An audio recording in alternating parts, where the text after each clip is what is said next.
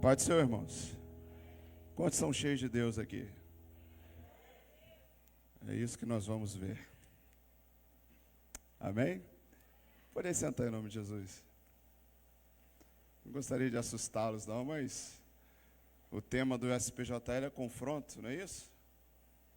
Espero que você esteja preparado. Amém? Eu sou aspirante Rafael Albuquerque. Tenho 32 anos, apesar da aparência de 20. E hoje eu dirijo uma congregação em Manilha, sobre a tutela da Igreja Metodista Wesleyiana e do jockey, pastor Ivan Corvelo. Amém? E é um prazer muito grande estar podendo ser canal de Deus para a tua vida nessa noite. Nessa noite, é o costume. Nessa manhã. Eu espero que Deus fale profundamente com você. Eu espero que as portas dos céus realmente sejam abertas sobre você. E não por um arrepio, nem por um momento emocional, mas que seja algo que marque a sua vida de verdade. Porque a gente pensa que avivamento a gente vai conseguir adquirir num culto, num momento, numa oração. Mas geralmente quando o avivamento acontece é quando alguém é destruído e reconstruído. Eu nunca vi um avivamento que não começasse assim. Eu nunca vi um avivamento que não começasse alguém caminhando por um vale de ossos secos. Sabe, é tempo da gente analisar alguns conceitos que a gente tem vivido. Nós temos muitos desafios nessa atualidade, né? A gente não sabe por que certas coisas têm acontecido. Mas certas coisas ultimamente têm vindo sobre nós, e muitas vezes é a nossa própria negligência. A nossa vida com Deus insuficiente, incapaz, negligente. Vamos abrir a nossa Bíblia em Efésios capítulo 5.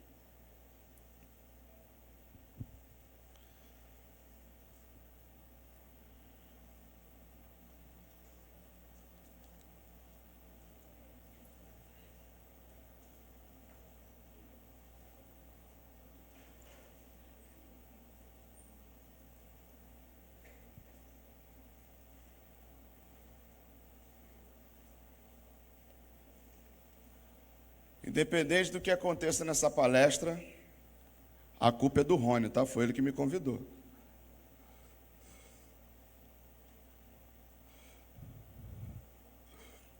Efésios capítulo 5, quantos acharam? Versículo 15.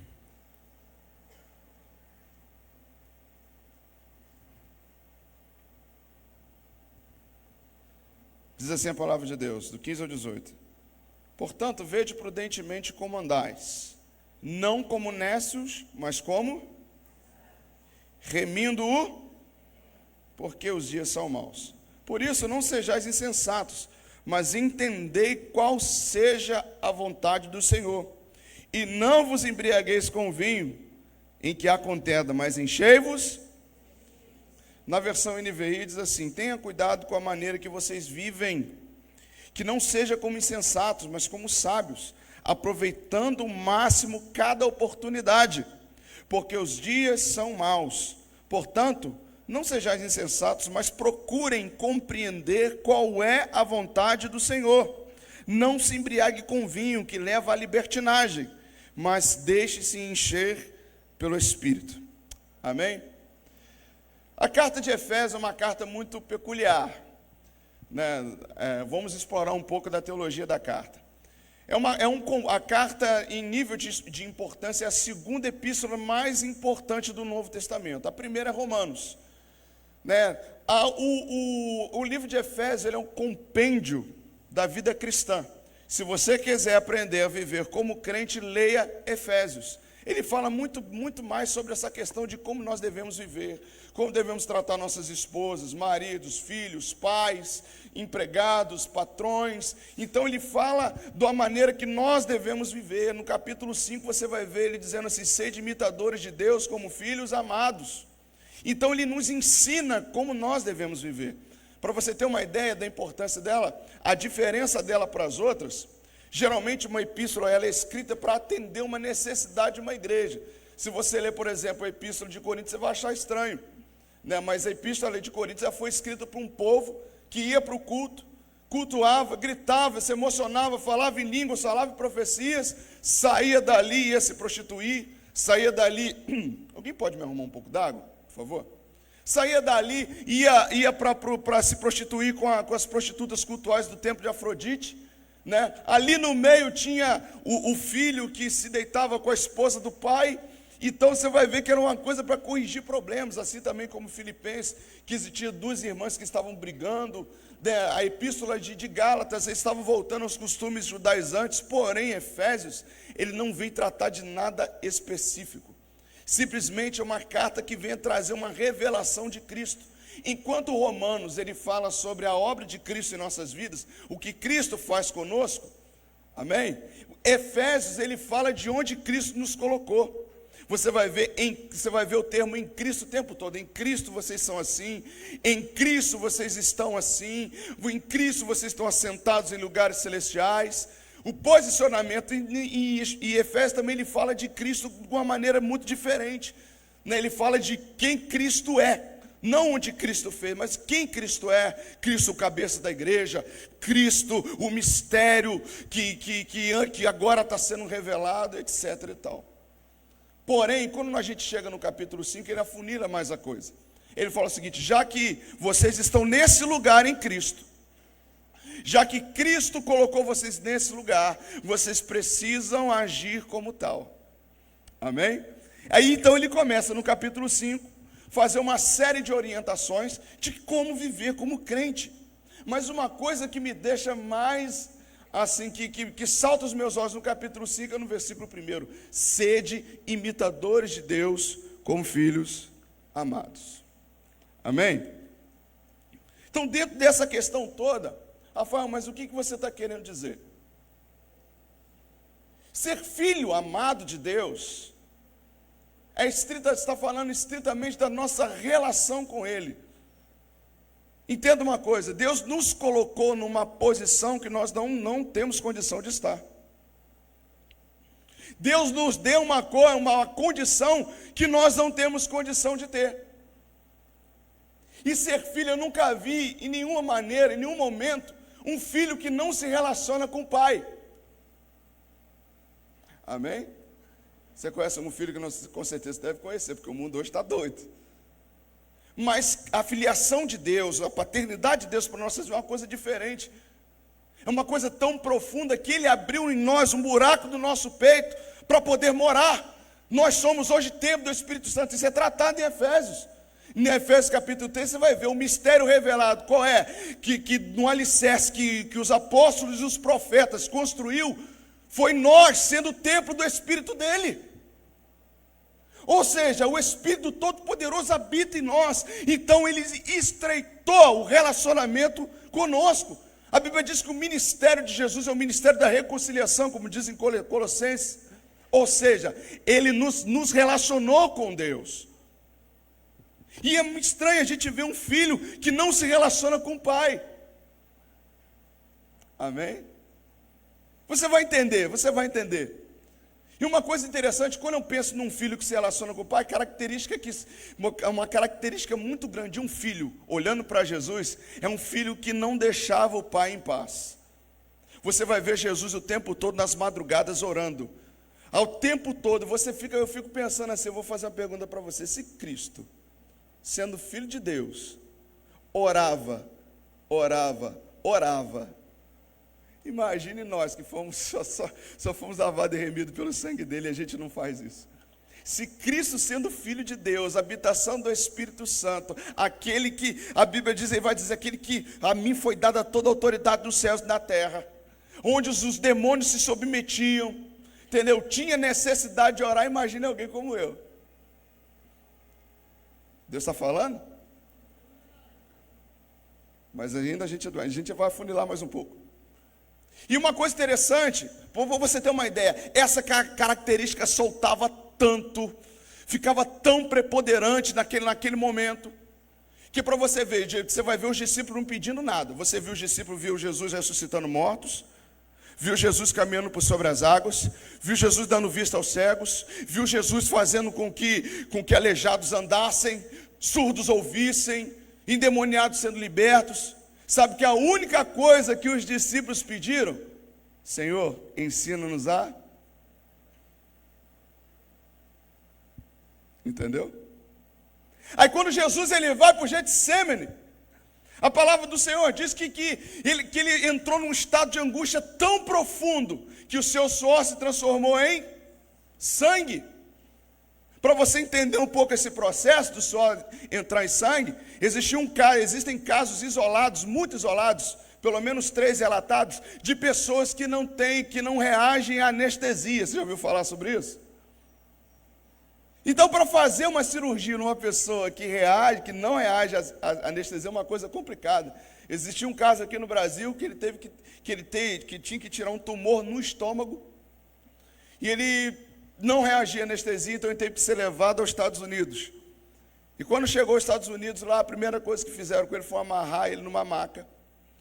Para quem entende um pouco de medicina, você sabe que até chegar ao estômago você tem 7 epitélios. E todos eles nervosos.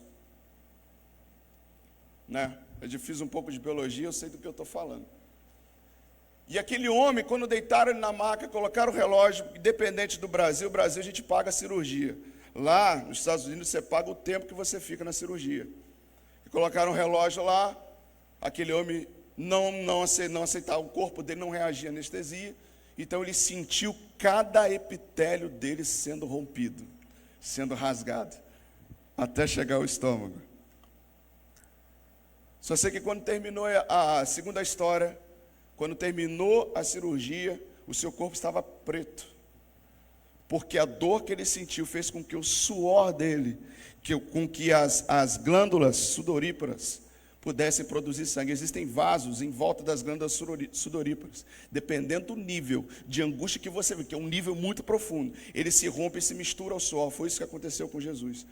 O nome desse processo se chama hematidrose. Imagina o tamanho da angústia de Jesus. Agora, a gente fica pensando, por que Jesus ele se angustiou tanto? A gente pensa talvez que ele preveu a dor dos cravos, talvez que ele preveu a dor do chicote, talvez ele preveu a vergonha.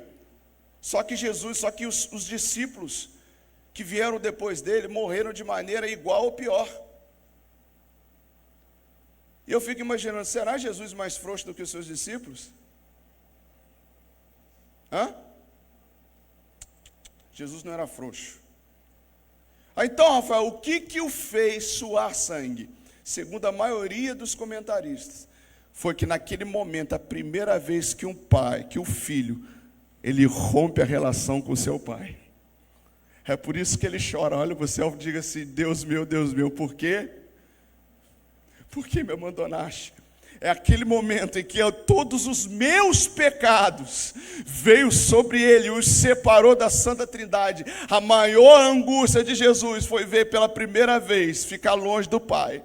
E a gente faz isso regularmente. É uma coisa interessante. Eu estou começando essa palestra da maneira diferente da de Petrópolis, porque Deus me direcionou a isso. Uma vez me questionaram lá no seminário. Falou assim: Rafael, eu comecei a detonar Moisés, comecei a detonar Jacó, comecei a detonar Abraão. O pessoal falou assim: lá vem ele detonar os caras lá. Os caras contribuíram para a Bíblia, não sei o quê, começaram a me questionar. Falei assim: o problema de vocês é esse. Vocês colocam muito valor em pessoas. Moisés era assassino, Abraão, Jacó, Isaac, mentiroso. Davi não podia ver uma mulher. Nem Salomão, né? Salomão usou a sabedoria dele para se aproximar das coisas do mundo, não dos céus. Aí depois ele escreve Eclesiastes, já velho, caquético, entendeu? Dizendo que se arrependeu de tudo aquilo que ele fez. Você pode ver todas as coisas que ele fez, ele fala assim: é correr atrás do vento. Foi o que ele fez a vida dele toda. Então, Rafael, o que torna esses homens incríveis é a relação que eles tinham com Deus. A relação que nós temos com Deus nos faz melhores. A relação que nós temos com Deus nos tira da nossa mediocridade, nos tira da nossa condição. Porque uma pessoa que se relaciona com Deus, ele passa a respirar espiritualmente. Ele se alimenta, ele se fortalece. É por isso que ele vence gigantes. É por isso que ele faz muralhas se caírem na sua frente. É por isso que o mar se abre na frente dele. Porque o que faz ele incrível é a relação que ele tem com esse ser poderoso chamado Deus. E como eu quero conduzir a minha liderança sem isso?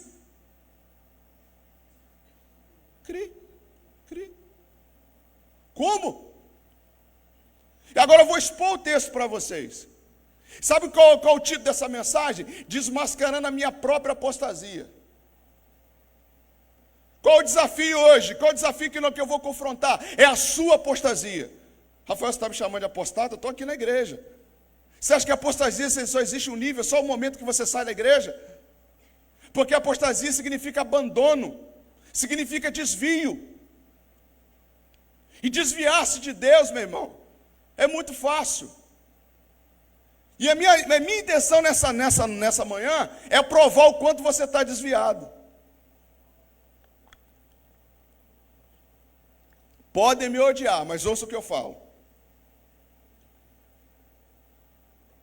Quando a gente entra nesse texto, você vai ver na primeira parte, se você fechou sua Bíblia, por favor, abra, para a gente analisar o texto, junto comigo.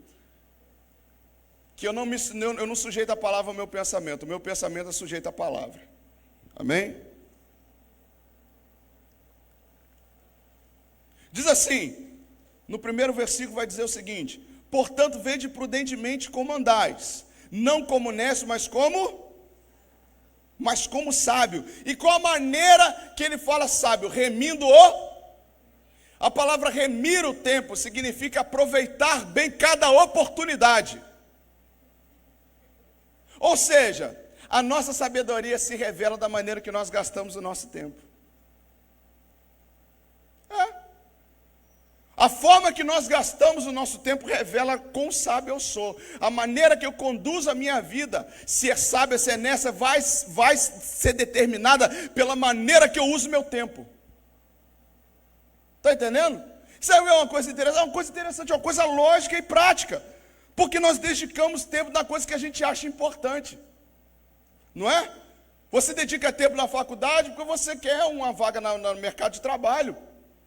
Você dedica tempo à sua família porque é uma coisa que você ama, que você considera importante. Entendeu? Quando uma coisa é importante para mim, essa pergunta até tem um duplo sentido. É aquilo que eu dedico tempo. Uma coisa é importante para mim, é determinada pelo tempo que eu dedico a essa coisa. Se eu tenho uma família, e eu digo que essa família é importante para mim, não dedico tempo a ela é importante para mim?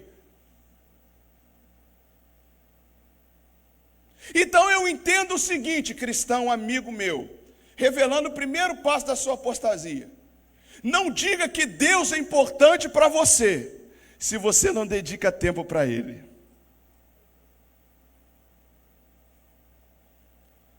Quantas horas nós ficamos no WhatsApp, no Instagram, no Facebook?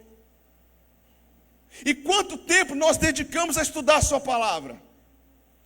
Quanto tempo a gente passa orando? Quanto tempo a gente passa buscando? Quanto tempo a gente passa tentando ouvir Deus?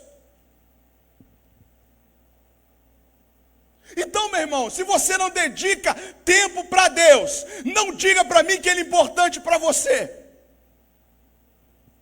Porque eu dedico tempo a coisa que eu amo. Porque eu dedico tempo às coisas que são importantes para mim. Amém? Então a minha sabedoria, o que Paulo quis dizer assim, cuidado aquilo em que você tem dispensado o seu tempo. Segunda coisa que eu quero que você entenda, a necessidade de remir o tempo. Aí está no versículo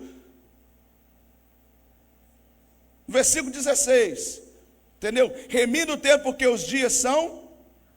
E é uma coisa interessante, a gente precisa ver mesmo com qual o tempo, a forma que a gente tem gastado o nosso tempo, porque existem pressões de todos os lados. Quando a Bíblia está dizendo que os dias já eram maus naquela época, Hoje em dia a gente está vendo pressão, o pecado nos pressiona de todo lado. A gente vê isso na mídia, a gente de repente está numa banca, está lá o pecado, a gente está num amigo, uma conversa, uma piada, uma coisa que a gente assiste, uma coisa que a gente ouve. Há pressões de todos os lados, e dependendo de como eu gasto esse tempo, eu estou cedendo essa pressão e não estou aproveitando a oportunidade. Sabe por que tem muitos crentes hoje viciados em pornografia? Você nunca pensou? 50%. Sabe por que tem muito crente com crise de ansiedade? Com depressão? Tirando a patológica? Por que tem pessoas se sabotando com síndrome do pânico?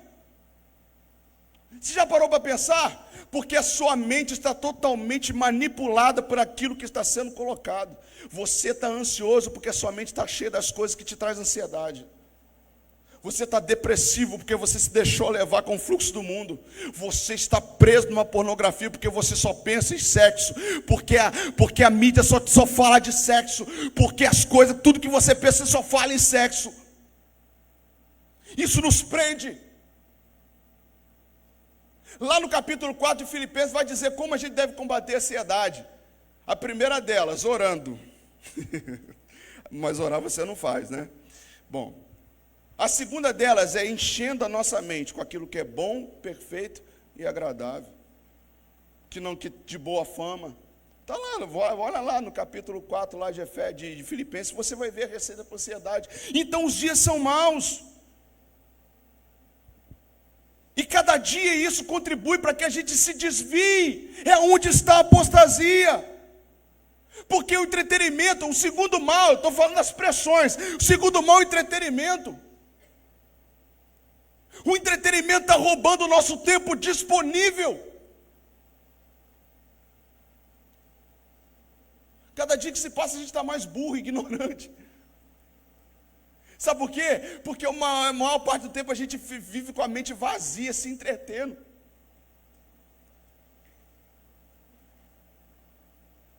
O que é apostasia, Rafael? É o abandono do secreto. É o abandono da relação com Deus. Não vem me dizer que a sua relação se restringe você vir para a igreja, senão a sua relação é vazia, hipócrita, religiosa, e você não tem diferença nenhuma para um católico.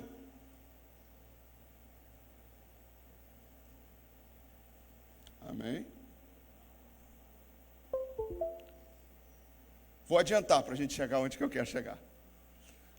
Então a maneira que o tempo está mal, a gente ainda gasta tempo, a gente se deixa levar por esse tempo. O que acontece? Apostasia. É por isso que a gente não vê mais dons dentro da igreja. É por isso que não há mais profetas dentro da igreja.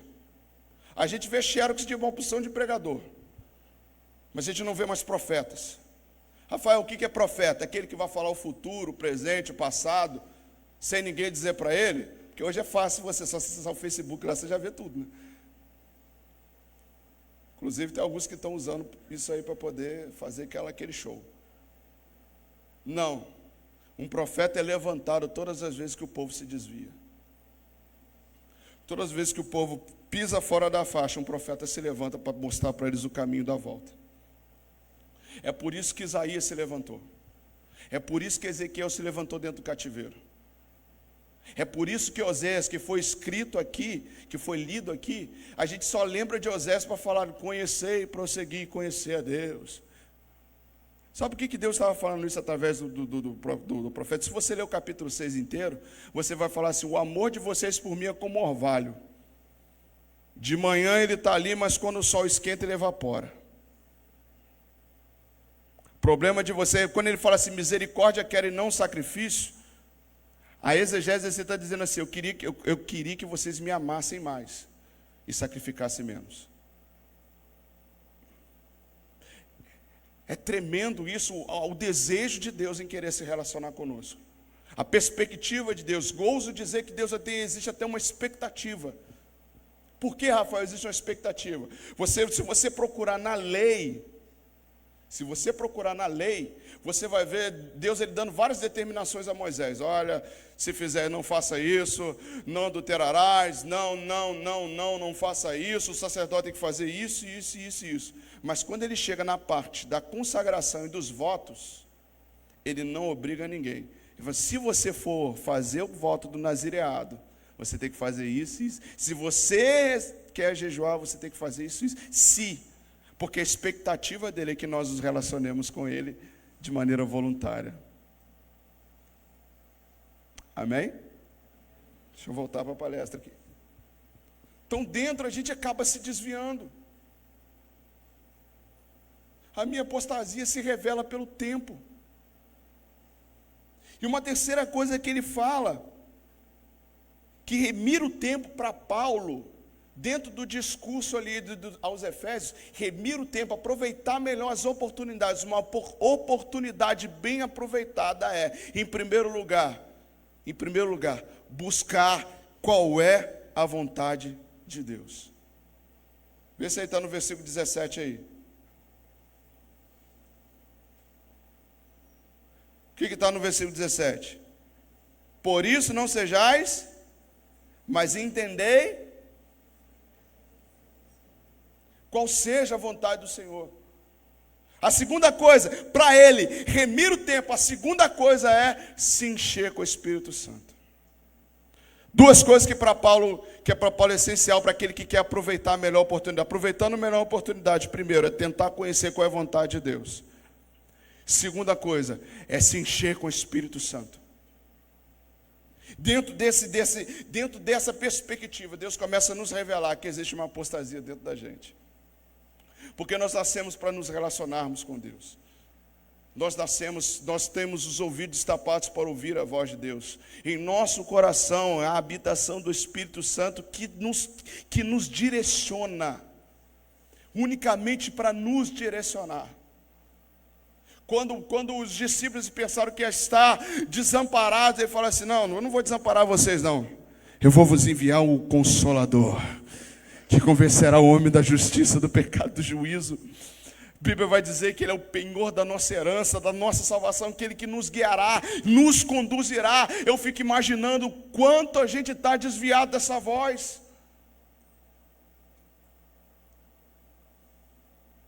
Quantos são líderes aqui? Se prepara que o caldo vai engrossar. Existem 3 níveis de apostasia que nós entramos no decorrer da nossa vida. E nós, como líderes, que guiam uma geração, que é um exemplo à geração, se nós não tivermos cuidado, e a partir de nós vai nascer uma geração tão corrupta quanto você. Vou dizer, primeiro nível de apostasia, 3 níveis de apostasia, pessoal ou espiritual. Que nível é esse, Rafael? Esse primeiro nível é quando a gente abandona o secreto. É quando a gente abandona o nosso quarto de oração. É quando a gente não busca mais a Deus. Não busca o conselho de Deus. Não busca a voz de Deus. Não se relaciona com o Pai. Enquanto Cristo sua sangue de angústia por ficar separado do Pai, a gente faz isso com muita facilidade.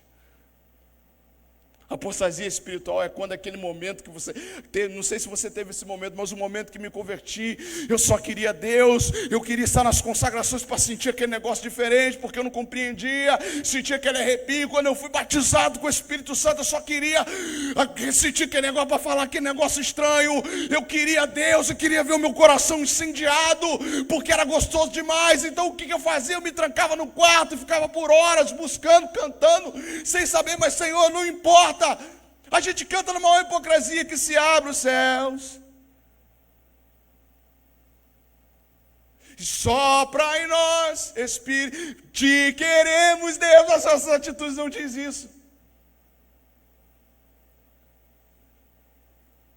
Como eu quero Deus se eu abandonei o secreto? Quantos querem ir para o céu? Vai para o céu fazer o quê? Se você não gosta de se relacionar com Deus, vai para o céu fazer o quê? Por causa da rua de ouro, que não está escrito na Bíblia? Por causa do muro de jaspe, por causa do sei o quê? Vou te dizer, meu irmão, o céu pode ter rua de ouro, muro de jaspe, sol o tempo todo, praia, curtição, mas se o Cristo não estiver lá, você não vai me ver lá. Porque se você serve a Cristo também por querer o céu, você é medíocre. Sabe por que eu sirvo a Cristo? Porque era um pecador miserável, depravado. E Ele pagou pelos meus pecados. E me deu o amor dele sem merecer. Eu vou te dizer, você precisa de um motivo para amar alguém. Você precisa. Se você tem noiva, casado, namorado, você tem alguma coisa nele que te fez amar, ou nela que te fez amá-la. Alguma coisa que te identifica. Eu vou te dizer o que há em mim que Deus se identifica. Se Deus é santo, eu sou um pecador. Qual o motivo que Ele tem para me amar? Mas Ele decidiu me amar, e é por isso que eu amo, é por isso que eu o sirvo. Eu não mereço, mas Ele me amou. Eu não mereço, mas Ele me chama de amigo. Eu não mereço, mas Ele me chama de filho. E eu não quero me relacionar com esse Deus, porque eu sou tão medíocre. Para pensar, líder. Não, líder não, porque não é só líder que tem que se relacionar com Deus, não, é crente. Porque eu entendo uma coisa, cristão que não lê a Bíblia e não ora não é cristão. É simpatizante, mas não é cristão. Porque a maior característica de um cristão é a relação que ele tem com o seu Deus. Deixa eu continuar, senão eu vou perder. E uma coisa interessante é que uma pessoa que não se relaciona com Deus, que abandona o secreto, que entra em apostasia espiritual, ele deixa de ouvir Deus. Uma vez um certo homem disse o seguinte: nunca siga um homem que não ouve. Vou melhorar. Nunca ouça um homem que não ouve a Deus. Nunca ouça um homem que não ouve a Deus. Sabe o que tem acontecido com as nossas desastrosas lideranças? Sabe por que pessoas não têm se convertido nas nossas lideranças? Porque a gente adotou uma coisa chamada pragmatismo. O que é pragmatismo, Rafael? É porque alguém fez alguma coisa no passado e deu certo, a gente vai e imita porque deu certo. A gente não anda mais por revelação. A gente não anda mais com revelação. Por isso que tem coach, psicólogo, tudo que... Não sou contra quem estudar, nós devemos estudar. Devemos usar as ferramentas, mas as ferramentas nunca vão substituir a revelação de Deus. Deixa eu contar uma experiência rapidinho antes da gente entrar nos outros dois tópicos. Eu assumi uma congregação fechada há 5 anos, que havia passado uns 10 dirigentes. A congregação tem 20 anos. Ela foi de pelo menos 3 igrejas. Ela foi de Suruí, ela foi de Itaboraí, ela foi do Joque, voltou para Itaboraí e voltou para o Joque. E fechou umas 10 vezes. Agora imagine comigo, irmão, uma igreja que fechou uma porção de vezes, e muitas vezes com pessoas, por causa da liderança negligente. Estou falando da minha igreja mesmo.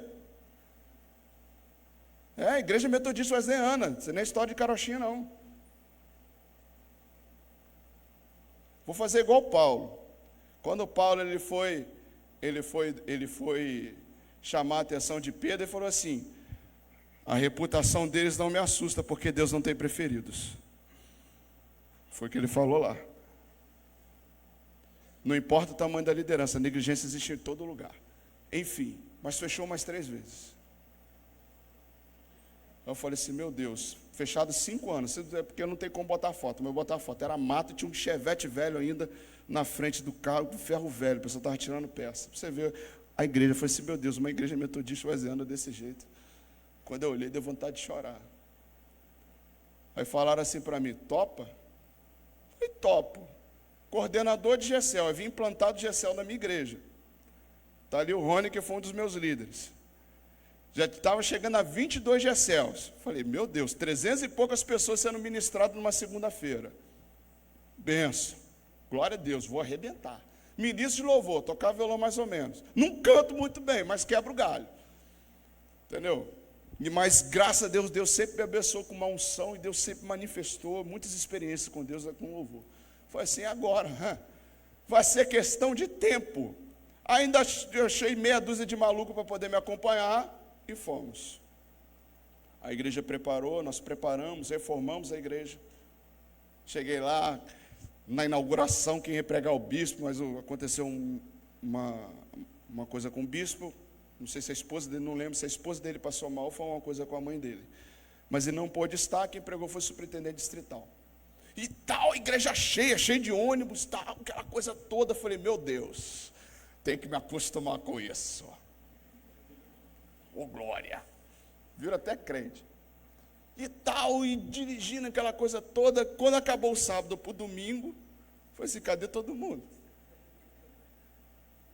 Tinha os malucos que veio me acompanhar só. Boa parte, porque a galera ficou cansada para trabalhar e não foi. Aí eu falei assim, meu Deus. Mas não, mas quinta-feira vai ser diferente. Quinta-feira, 3 pessoas. Ah, mas no domingo 9 pessoas. Dos malucos que vieram me acompanhar. De outro lugar. Eu falei assim, meu Deus. Passou 1 mês, 2 meses, 2 meses, 3 meses, 5 meses, 1 ano. 1 ano e 6 meses sem receber uma visita da localidade. O que a gente ouvia, por que não tem ninguém visitando? Ah, porque o pastor é muito novinho. Ah, porque essa igreja vai fechar de novo daqui a pouco. Tinha pessoas que tinham vontade, porque eu ouvi o louvor, porque eu fui já com guitarrista, com baterista, por causa dos malucos que estavam me acompanhando. Eu tinha o ministério de louvor montado. E ninguém foi. Ninguém ia. Aí eu olhei para Deus e falei, Deus, o que está acontecendo? Cadê a unção? Cadê? Aí um dia eu estava orando. Aí Deus falou o seguinte, coloque uma oração às segundas-feiras, mas só vai para orar, mais nada. E Deus colocou no meu coração, vá, nem que você vá sozinho, mas vá. Eu moro a 23 quilômetros da congregação, é longe. Então, toda segunda-feira a gente estava lá, eu estava lá orando, veio 1, 2 pessoas, 3, mas a gente estava lá orando numa segunda-feira de joelhos. Aí certo dia, Deus falou comigo. E Ele falou comigo em Lucas no capítulo 5. Lembra da pescaria maravilhosa? Você já ouviu 200 mil pregações sobre isso. E quando Jesus ele entra naquele cenário, ele vê os pescadores limpando as redes e indo embora para casa sem peixe. E Deus começou a mostrar, e eu comecei a perceber nisso, porque eu tinha acabado de ler um sermão do Spurgeon, e ele falava justamente sobre isso. Escuta o que eu tenho para te dizer. Aí Deus começou a falar no meu coração, aqueles pescadores, eles tinham o suficiente para fazer uma boa pescaria. Eles eram pescadores profissionais, não é daquele tipo igual a gente que vai para a Baía de Guanabara, tenta pegar alguma coisa, não pega nada. Ou Arraial do Cabo, quem gosta, Búzios, né? Ou eles tinham a experiência de pescador, eles tinham a habilidade, eles tinham os barcos e o equipamento necessário. Não tinha, se você andar com um pescador, eu tive a experiência, se você andar com um pescador, ele anda pelo lugar que ele trabalha, ele sabe onde tem os pesqueiros, onde ele se alimenta, onde ele pode jogar a rede, onde ele não pode jogar, que tipo de peixe está comendo ali. É uma coisa impressionante, eu só não consigo pescar, mas é uma coisa impressionante. Ele sabe aonde. E aqueles pescadores tinham a mesma característica, eles viveram, nasceram e cresceram pescando, andando pelo mar da Galileia, e numa noite eles não conseguiram nada, até que Jesus apareceu e entrou no barco deles. Você está entendendo? Quando Jesus entra no barco dele, ele joga a rede de novo, não puxa nada. Jesus fala, joga no outro. Eles ouvem a voz de Jesus e jogam no outro lado. Quando ele puxa, tinha peixe. Sabe o que ele mostrou para aqueles pescadores? Que a experiência que eles tinham, que a habilidade que eles tinham, que a sabedoria que eles tinham, não representava nada se Jesus não estivesse no barco. Jesus mostrou isso para mim. O que é unção, Rafael? David Wilkerson diz assim, Leonardo Ravenhill diz o seguinte: eu não sei o que é unção, eu nem sei explicar o que é, mas eu sei quando o homem tem e não tem. Eu sei quando ela está presente e quando ela não está. E a unção, o que é, líder? A unção é a marca daquele que anda com Deus. A unção só se manifesta em quem anda com Deus. É a marca da presença. É como se você abraçasse alguém tão forte e ficasse impregnado com o perfume dele. Isso é a unção de Deus. Deus estava falando comigo: Rafael, sem a unção você não vai a lugar nenhum. Sem eu estar no barco você não vai a lugar nenhum. Você pode cantar bem, você pode pregar bem, você pode ter várias habilidades. Se eu não estiver no barco, a rede não vai voltar cheia. Volta para o secreto. Volta para o joelho. Aprenda a ouvir a minha voz. Quando deu 1 ano e meio, começou a primeira visita de uma família inteira. E a gente cultuou aquela coisa toda. A família depois voltou. Uma família inteira. Devia ter umas 5 pessoas. Voltou. Aí ele me deu o testemunho seguinte: Rafael, pastor, eles me chamam de pastor. Sabe o que me trouxe aqui? Eu estava desanimada com a minha outra igreja. Quando eu já estava entrando no estado de desigrejado. Que é um estado crítico. Um estado de desigrejado. E quando eu fui no quintal botar o lixo, eu escutei um louvor. Um arrepio tomou a minha alma. Meu coração começou a queimar. Eu comecei a chorar de quebrantamento daquele quintal. E disse: eu tenho que ir para esse culto. Ela pegou a família toda e está lá até hoje. Aquela família trouxe outra família. Aquela outra família foi trazendo. Só sei que eu fechei o ano com 2 anos, com 28 membros ativos, fora os congregados. Fora o pessoal, os malucos que vieram comigo. Sabe, hoje a gente está com 40 pessoas. E a oração de segunda-feira continua. Sabe por que a gente não pode abandonar? Você tem que se livrar da sua apostasia pessoal. Lá na frente eu vou te explicar porque segunda apostasia, apostasia moral. O que é apostasia moral? É o abandono da santidade.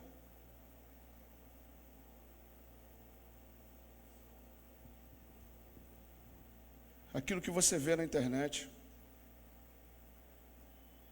aquilo que você vê na televisão, que não compete uma pessoa como você vê. O tipo de conversa que você tem. O tipo de relação que você tem com a sua namorada, com o seu namorado. Eu não falei isso no outro lá. O tipo de relação que você tem. O tipo de piada que você conta. O tipo de palavra que sai da tua boca. O tipo de coisa que vem no seu pensamento. David Wilkerson um dia disse o seguinte: eu gosto muito dos pregadores antigos, de hoje não vale muita coisa não. David Wilkerson falou o seguinte: se a sua cabeça, os seus pensamentos, se você colocasse cada pensamento em um quadro, numa galeria, você convidaria Deus para passear por ela?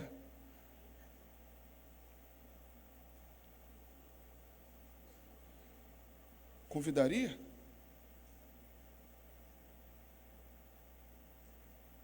Sabe por que a gente está ausente da santidade? Vou te fazer uma pergunta prática. A santidade é o caminho para Cristo ou Cristo é o caminho para a santidade?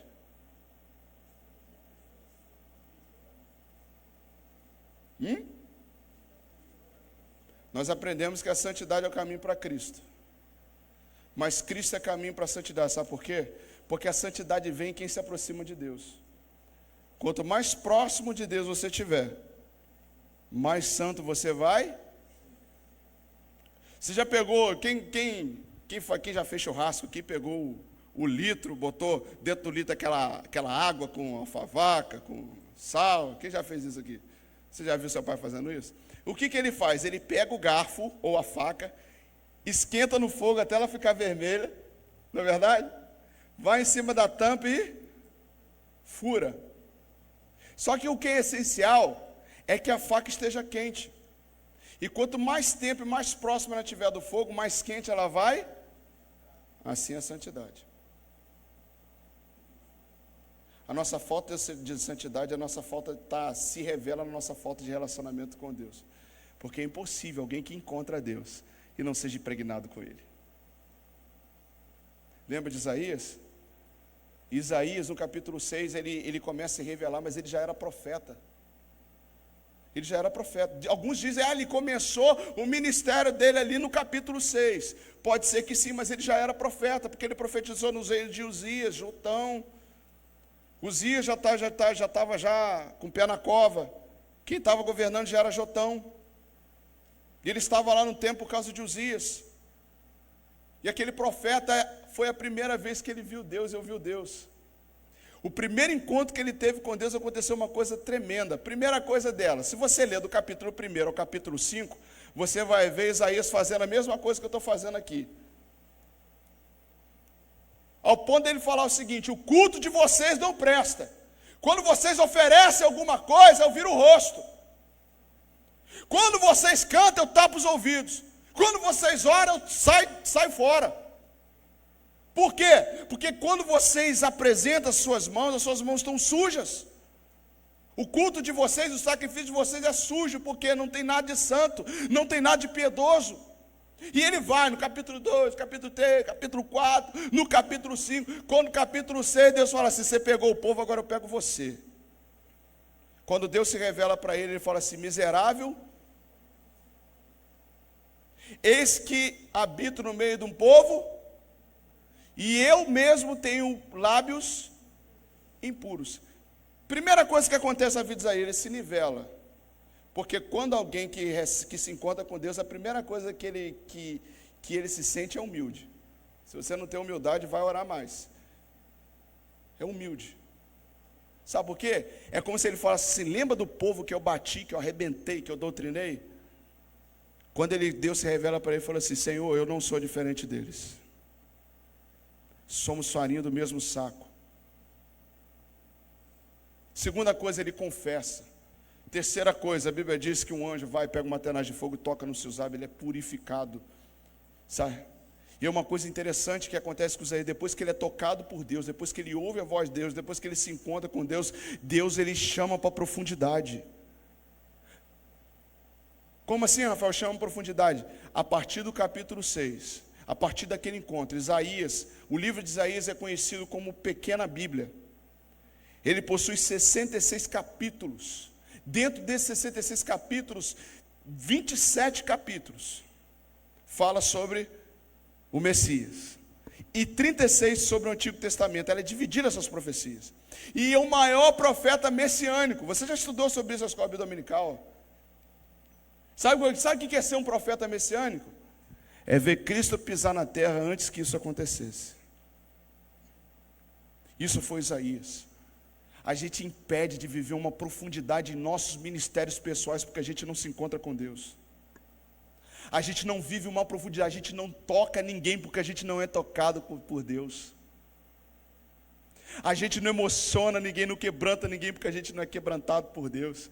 Quando eu olho para essa geração nossa aqui, eu fico imaginando Pedro e João. Se Pedro e João fossem como a gente, ele não teria levantado aquele coxo da Porta Formosa, porque ele fala assim: o que eu tenho eu te dou. Sabe por que não tem nenhum coxo se levantando mais, espiritualmente falando? Porque você não pode dar aquilo que você não tem.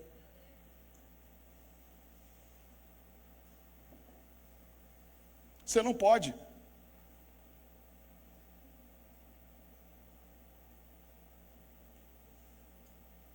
Desculpa nada. Você não pode dar aquilo que você não tem. Você não pode levar ninguém a um lugar que você nunca teve. A pessoa, sou guia turístico em Xerém. Uhul! Não sei onde fica nada. É a nossa vida como cristão e como líder. A gente não tem poder, a gente não ouve a voz de Deus, a gente não lê a palavra, a gente não tem relação com Deus. Você vai levar quem aonde? Abandona a liderança. Entrega para o pastor, seja humilde, entrega para o pastor, não tem condições. Você tem duas opções: ou fazer isso sendo um homem de verdade, uma mulher de verdade, de caráter, ou saindo daqui tentando fazer diferente. Terceira apostasia, apostasia doutrinária. O abandono da observação da palavra. Abandono da leitura da palavra. Eu fico imaginando, eu tenho um aplicativo aqui chamado My Bible. Esse aplicativo é grátis. Ele vem com todos os comentários disponíveis, todos disponíveis de graça na internet. Ele vem com todas as versões disponíveis, até a versão em Vulgata. Ele vem aqui para você comparar, estudar. A facilidade de estudar a palavra está muito grande. Nós temos palestras o tempo todo na Bíblia, nós temos cursos grátis de teologia, a gente tem muita forma da gente se atualizar. E parece que quanto mais o tempo passa, menos a gente quer Deus.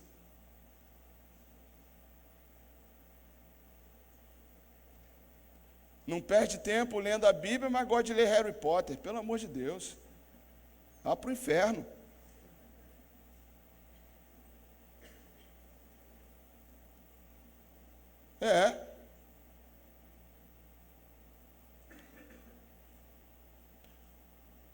Diga que ocupe seus pensamentos, eu direi quem é o teu Deus.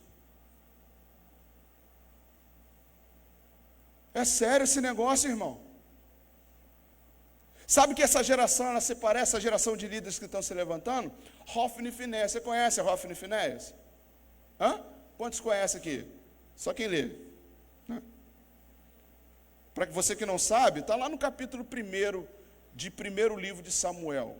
Primeiro capítulo 1, 1 e 2, ele vai contar a história todinha. E lá vai contar a história de dois homens chamados Hofni e Finéias, que eram dois sacerdotes, filhos de Eli. Está se identificando? Esses dois filhos de Eli, a Bíblia o identifica como um filho de Belial, tradução Rafael Albuquerque, dois endemoniados. Endemoniados mesmos. O que aqueles sacerdotes do cão faziam? Eles pegavam o sacrifício, eles faziam sacrilégio, eles pegavam e burlavam o sacrifício, antes que ele queimasse a gordura. Isso para Deus era um sacrilégio. As mulheres que vinham servir no templo, eles iam lá e transavam com aquelas mulheres. Um sacrilégio atrás do outro. Aqueles homens não tinham nada de Deus. Aí um certo dia o povo saiu para a batalha contra os filisteus. Foi para a batalha, foram derrotados, morreram 5.000 pessoas, 5.000 homens. Aí Hofni e Finéias, achou que eram homens de Deus, acharam que eram sacerdotes de Deus, pegaram a arca, colocaram nas costas, foram para o meio do arraial. E quando eles chegaram no meio do arraial, a gritaria foi tão grande que o povo lá adversário olhou, e o Deus dele desceu na terra. Isso me ensina um princípio, que barulho não é avivamento. E não quer dizer que Deus esteja presente. Aí um lá levantou, não, vamos lá que nós vamos ganhar. E tal, e não sei o quê. Eles botaram os dois bonitão, botou a arca nas costas e partiu para a batalha. Na primeira fase morreu 5.000, na segunda fase morreu 30.000 e a arca se perdeu. Sabe o que eu aprendo com isso? Antigamente, quando eles colocavam a arca nas costas de um sacerdote, se eles pisavam na água, a água se abria. Você vê isso lá. Se eles pisavam no rio, o rio se abria. Se eles fossem na batalha com a arca, eles ganhavam. A arca era o símbolo da presença de Deus. A arca representava alguma coisa. A arca, ela vive nas costas de um sacerdote. É por isso que deu crise lá na questão de Davi. Porque a arca não foi feita para ficar em qualquer lugar. Mas existe um momento que nós fazemos com que a presença de Deus em nossas vidas não represente nada.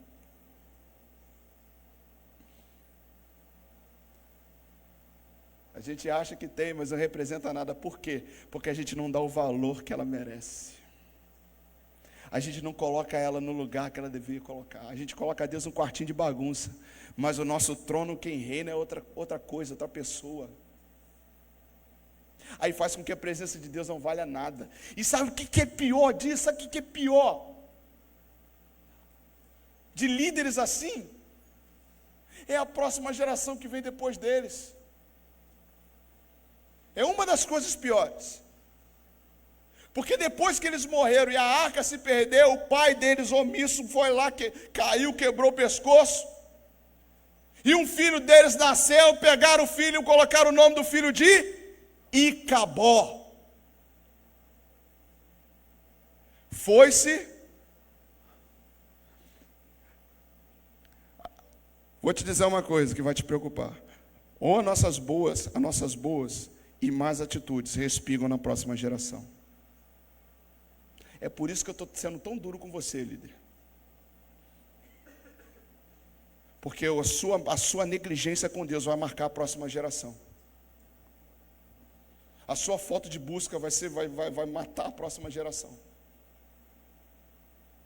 Segunda coisa que é pior. Antes que uma geração toda se perdesse, Deus cortou, falou assim, nunca mais haverá um sacerdote da família de Eli.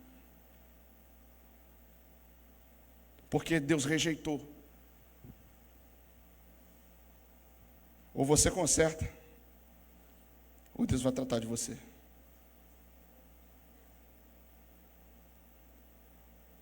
Está vivendo um tempo em que Deus quer fazer, Deus quer transformar. Deus quer fazer com que o vale de ossos secos se transforme num grande exército. Só que esse líder, que hoje vigora, não vai fazer isso acontecer.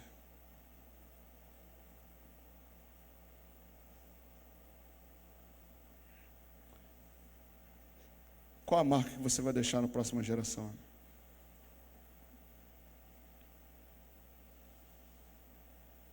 Qual é a marca que você vai deixar na próxima geração? Qual é o legado que você vai deixar?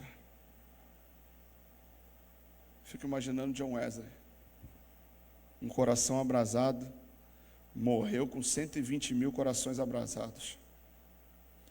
Esses 120 mil corações abrasados manteve um avivamento por 300 anos. Que chegou até nós e a gente está fazendo o quê? Jogando fora. Uma geração que priorizava a palavra de Deus e a oração. Uma das frases de John Wesley que fica no meu coração é o seguinte: Deus não faz nada se não for por meio de oração.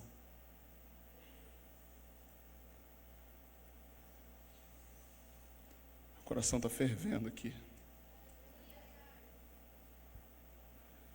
Ou a gente vive uma intensidade daquilo que Deus tem para nós, ou a gente abandona, ou a nossa geração é extirpada. Deus, Ele quer levantar pessoas para fazer a diferença.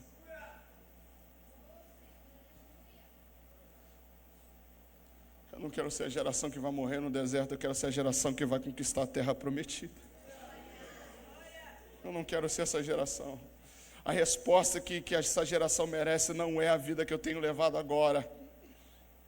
A resposta que essa geração merece é uma resposta de Deus, de homem de Deus, cheios do Espírito Santo de Deus, cheios do poder de Deus para levantar aleijados espirituais à porta do templo, cheio do poder de Deus para transformar vidas, corações, entendimento. Como eu vou fazer isso se Jesus não estiver no barco? Como eu vou fazer isso? Como minha rede vai se encher se ele não estiver no barco? Até quando, líder, você vai ficar limpando rede? Até quando, líder, você vai ficar perdendo tempo fazendo evento que não muda a vida de ninguém? Passa um tempão lá no conselho local para marcar datinha para fazer o quê?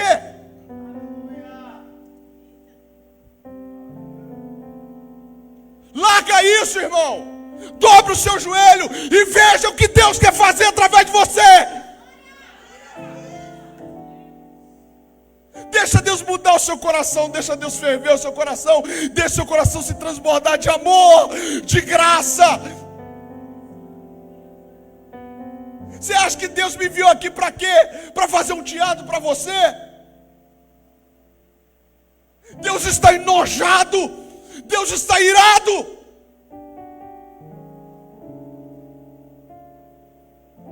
E essa palavra Deus está dando. A Bíblia diz que Deus educa o filho que ama. Essa palavra não é para qualquer um, essa palavra é para você. Abandona o teu celular um pouco.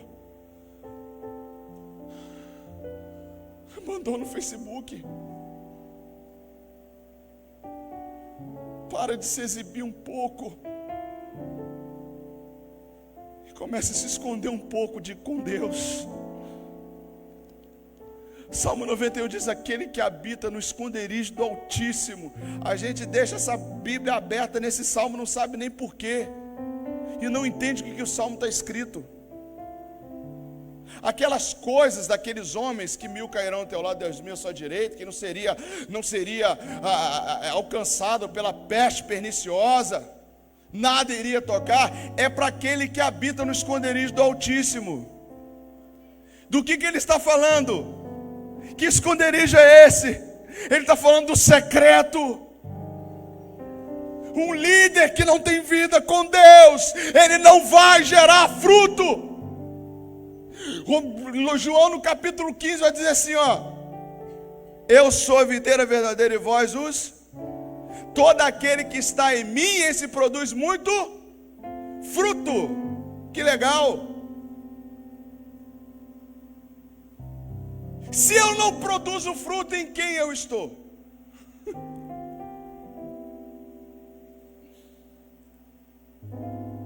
Já experimentou andar num lugar de mata? Você já parou para observar um galho quebrado? O que acontece com esse galho quebrado? Ele seca, sabe por quê? Porque não se alimenta da seiva.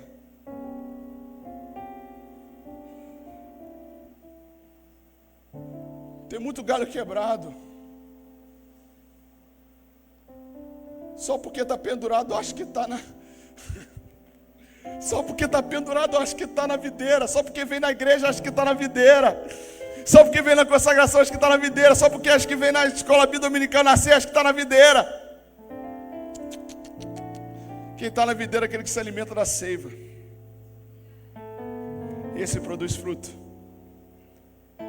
Isso em todas as áreas. Você vai ter palestra aqui de missa e louvor, não vai? Palestra de louvor. Você que é ministro de louvor, gosta de louvar. Às vezes a igreja não está correspondendo àquilo que você espera. Você para o microfone e mete o sarrafo no povo. Eu vou repetir para você, varão. Se você quer levar o povo para a sala do trono ao santo do santo, primeiro você tem que estar lá. Porque a unção conduz.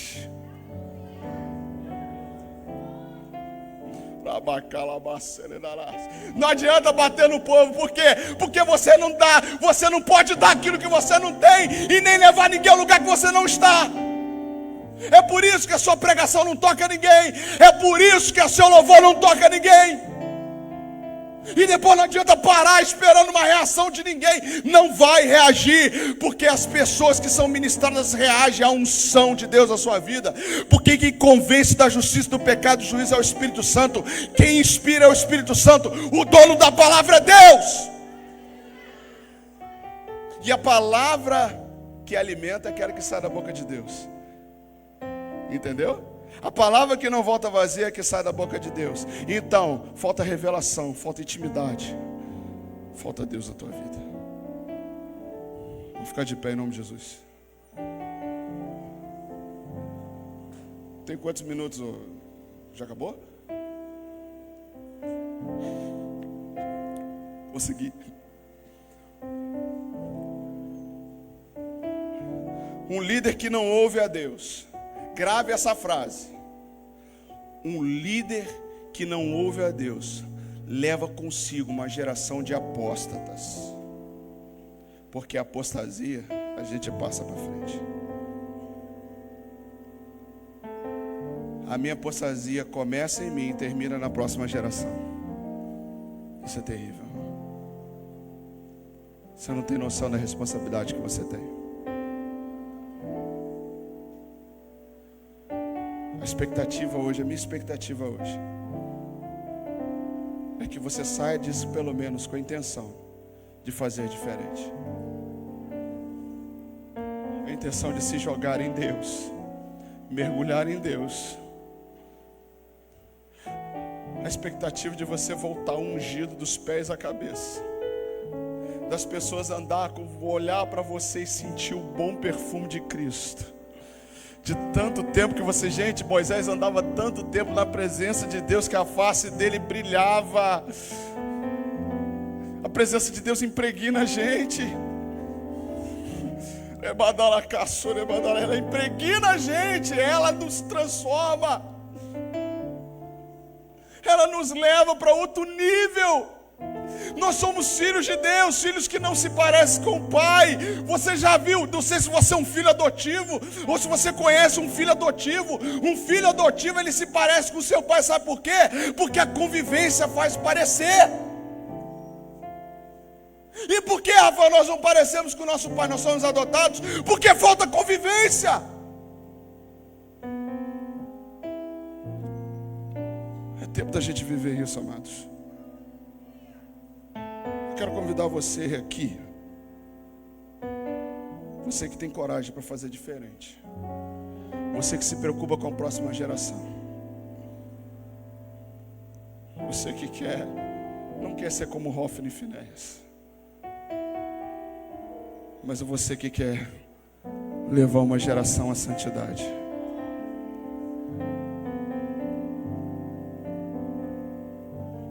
Sai do teu lugar em nome de Jesus, vamos orar juntos.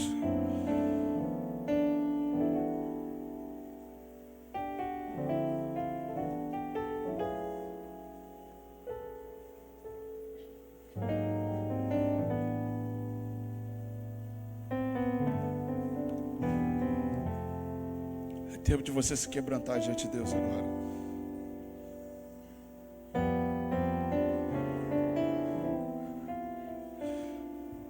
A palavra do Senhor diz que quando Ezequiel ele estava andando no vale de ossos secos, entenda o que eu vou te falar agora. Isso tem que conduzir você. Quando ele estava andando no meio do vale de ossos secos, ele recebeu a palavra de Deus.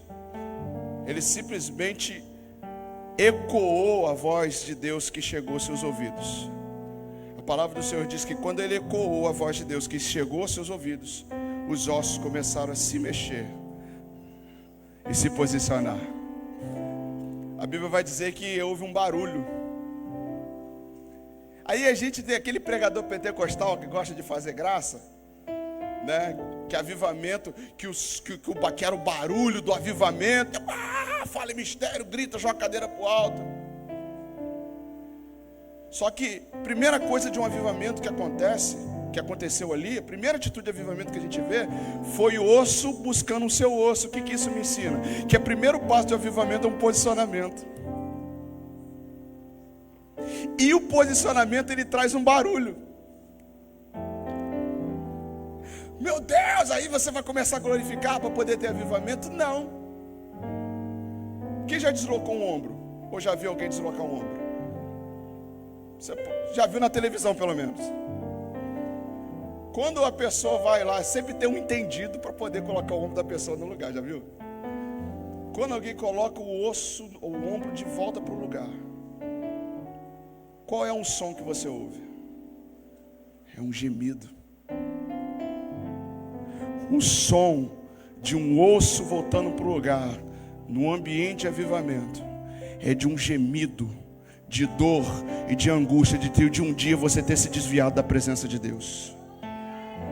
Ou seja, o posicionamento que Deus ele espera de nós é uma dor, é uma angústia, é um choro de arrependimento. De todas as vezes que você escolheu o caminho errado, que eu escolhi o caminho errado, de todas as vezes que as minhas escolhas não foram para Deus, mas foram para aquilo que eu queria. Todas as vezes que eu negociei Deus, eu fico pensando, irmão, se isso não provocar lágrimas em você. Eu fico imaginando Jesus carregando aquela cruz de 600 quilos nas costas dele que estava dilacerada pelos chicotes. fraco de uma noite toda, sendo esbofeteado, na dor de ter espinhos a sua cabeça perfurando e sangrando. Mas mesmo com toda a dor, mesmo com toda a dificuldade, Ele não te negociou com a dor. Ele não te negociou com a dificuldade. Ele não te negociou com a vergonha de ter sido crucificado entre dois criminosos. Ele não te negociou com a vergonha de alguém olhar para ele: se você é filho de Deus, desce dessa cruz. Ele não te negociou, e a gente negocia Ele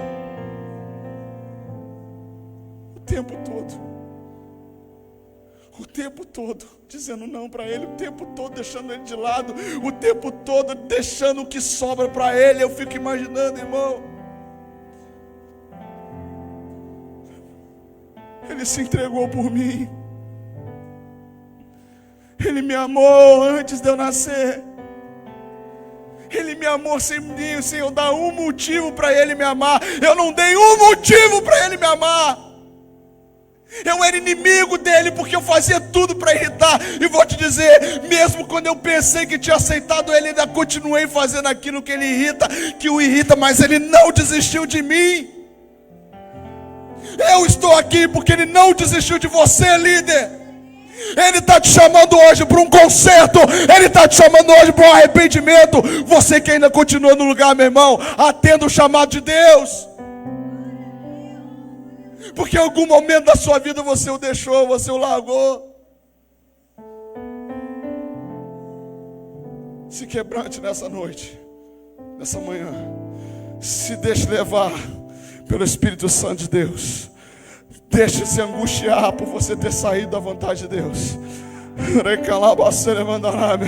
E você vai ver os ossos se levantando. Você vai ver um exército se levantando. Você vai ver o Espírito Santo de Deus soprando sobre a tua vida. E você vai fazer a diferença. Mas é necessário que você passe por isso. É necessário que você passe por isso. É necessário que você reconheça, para que a tenaz de Deus toque os seus lábios. Pai, em nome de Jesus, tudo que eu espero nessa manhã, Deus, é que a tua graça nos alcance. Não nos deixe cegos, Deus. Não nos deixe impenitentes. Não nos deixe com o coração endurecido.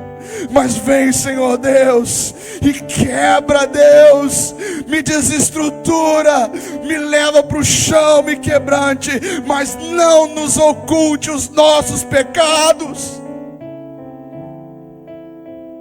Não nos oculte o nosso seu amor, Deus. Nós estamos aqui nessa manhã, Deus, na expectativa de fazer diferente, mas nós precisamos da tua ajuda, Deus.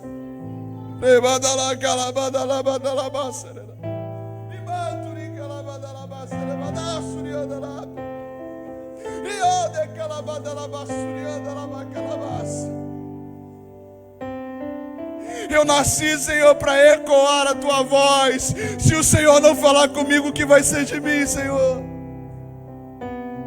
Eu nasci, Senhor Deus, para guiar uma geração. Se o Senhor não nos guiar, o que vai ser de nós, Deus?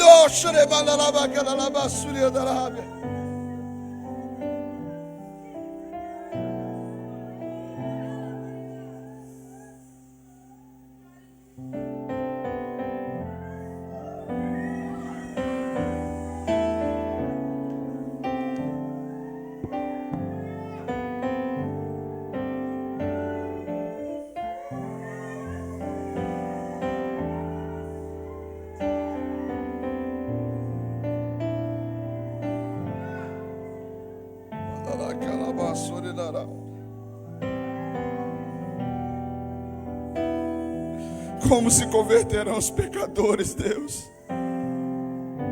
se o teu Espírito não falar por mim. Eu não tenho poder para mudar ninguém.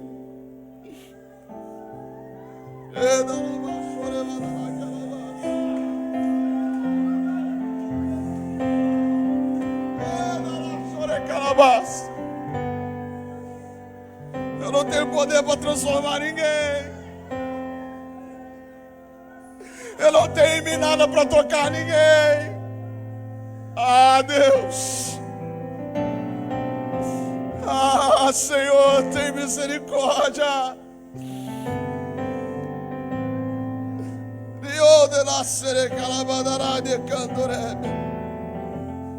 Oh, Jesus.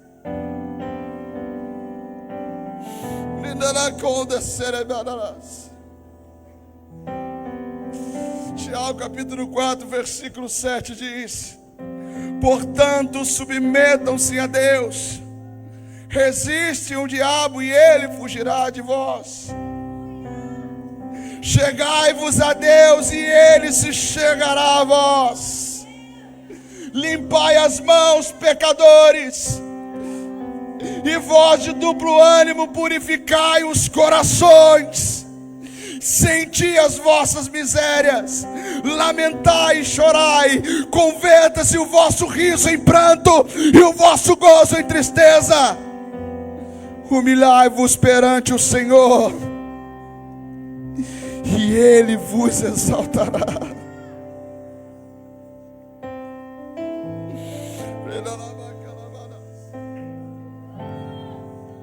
Pai, em nome de Jesus, leva-nos, Deus, o mais profundo que o Senhor puder, o mais profundo que nós possamos suportar, até que tudo que há em nós que não preste se perca, até que não haja mais nada de mim, e que haja dentro de mim tudo de Ti, Senhor.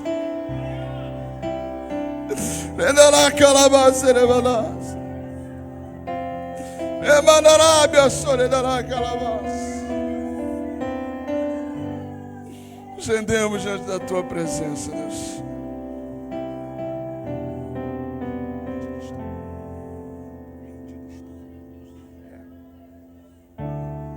Toma-me, rendido estou, aos pés da cruz me encontrei.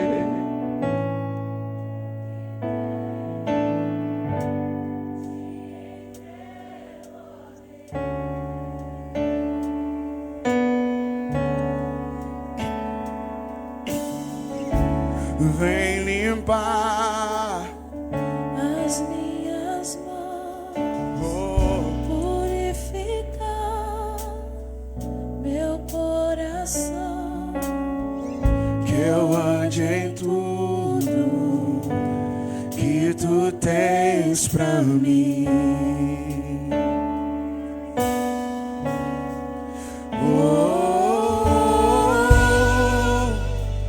Eis-me aqui, rendido estou.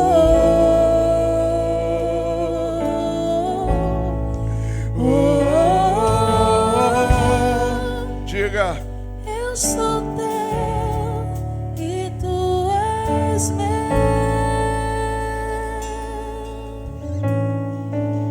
Jesus.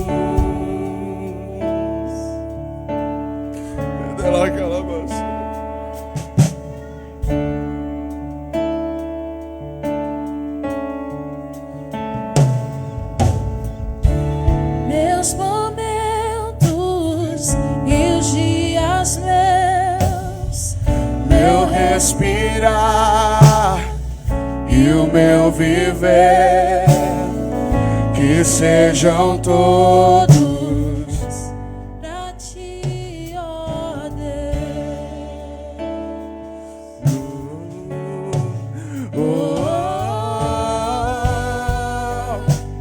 Eis-me aqui, rendido estou.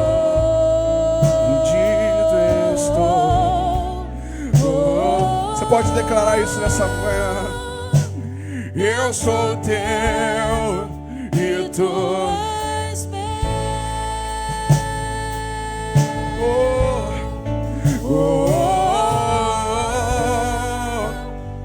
Eis-me aqui, Rendido estou.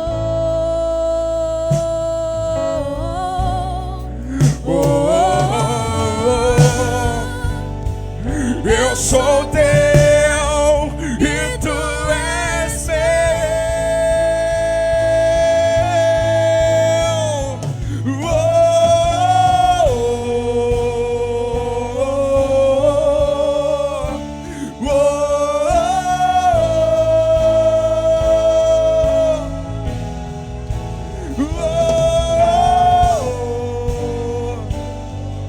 Aleluia!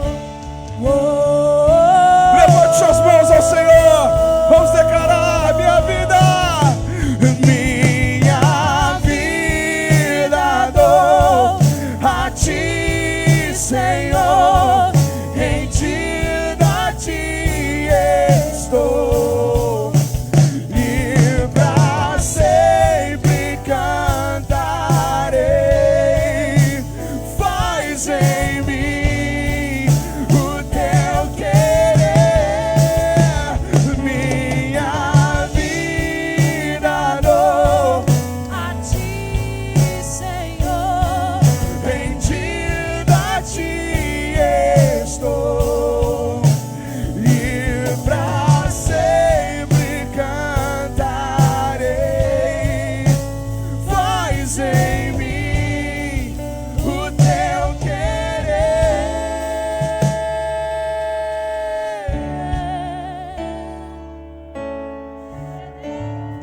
Se renda diante dele, se renda diante dele. Se renda diante dele. Se renda diante dele. Seja tomado por ele.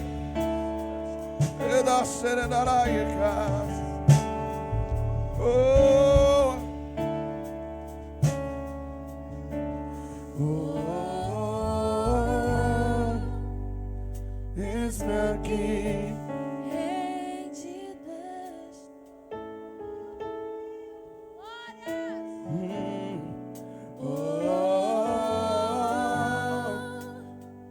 Eu sou teu e tu és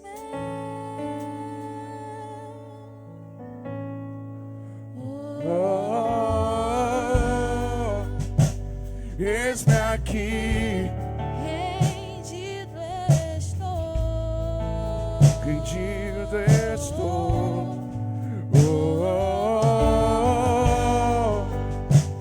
Eu sou teu. E tu és